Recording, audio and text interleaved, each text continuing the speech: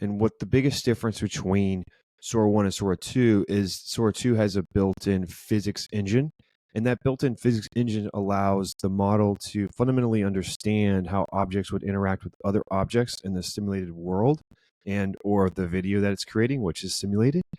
And so that gives you an opportunity to do cool things. And not only is it able to do cool things, it's able to understand how things would interact with others. So a good example that I am thinking of off the top of my head is if you're paddleboarding and your buddy's like, hey, I want to do a backflip.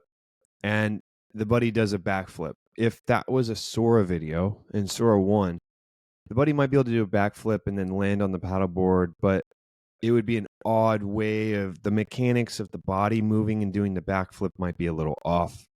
The water from the person shifting their weight might not look realistic. But now with Sora 2, with the physics model built in, the shifting of the weight right before the jump would make the water ripple a certain way. Once the person lands, the paddleboard will shift with the water. Then once the person lands, there's the shifting, and then there's the ripples, and all of that stuff wouldn't have been done properly with the old model. And that's the biggest difference. Is the world simulator is probably the ChatGPT 3.5 moment, where now it legitimately understands what's going on externally, besides the context of the prompt, right? Where it takes the context of the prompt, knows how the world should interact with that prompt, and then it can create the story, a vibrant story for you, which is quite interesting. So besides the physics engine that they created that's integrated into this video model, the next thing they did was integrated audio. So this is something that Google had for their rollout of Vio, the new Vio model. That I don't know the exact date when it came out, but it's been some time. They had integrated audio as well. Now Sora 2 has integrated audio. And then another thing that Sora came out with was consistent narrative. So you could tell stories. One thing that these models were really limited in until the most recent releases of Vio and Sora was you could tell a story. You could use it to do things.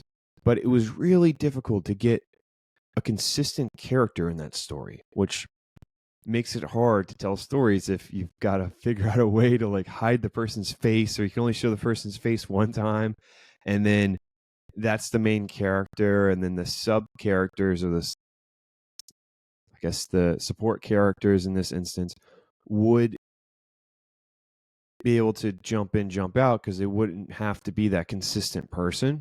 But for the main character, it's a little different, right? Like you can't have the main character be a black man and then later on Asian and then later on white. Like it's got to be the same person, or like the hairstyles can't be drastically different all the time in the same scene on the same day.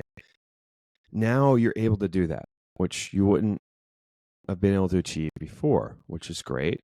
Similar to the VO model. So they're basically upping the capabilities of the model.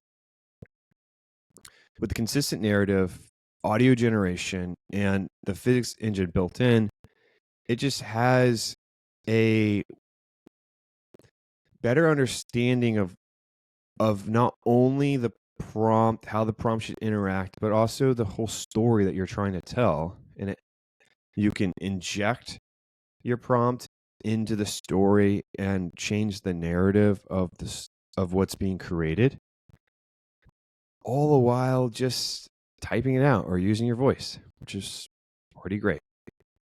Very straightforward.